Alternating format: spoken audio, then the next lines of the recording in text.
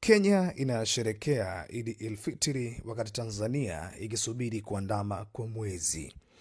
Waislamu nchini Kenya leo wanaungana na ulimwenguni kote kusherekea sikukuu ya Idi el-Fitri baada ya kuthibitishwa rasmi kuandamwa kwa mwezi wa Shawwal.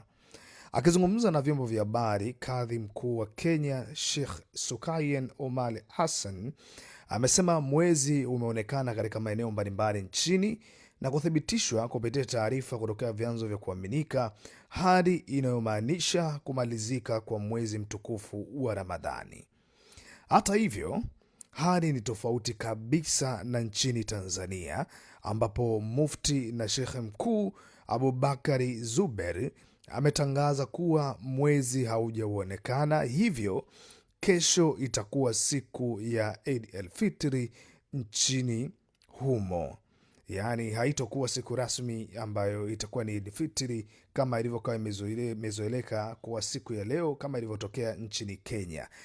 Kwa hiyo tofauti hiyo ya matangazo ya kuandama kwa mwezi ni jambo linalojitokeza mara kwa mara katika baadhi ya nchi kutokana na mbinu na vigezo tofauti vinavyotumika kuthibitisha kuonekana kwa mwezi. Kwa hiyo Tanzania safari hii imechelewa siku moja tafsiri yake, ikisubiri kuandama kwa mwezi, wakati Kenya leo hii na Uganda wanatajwa kusherekea siku kuu ya Eid el-Fitri.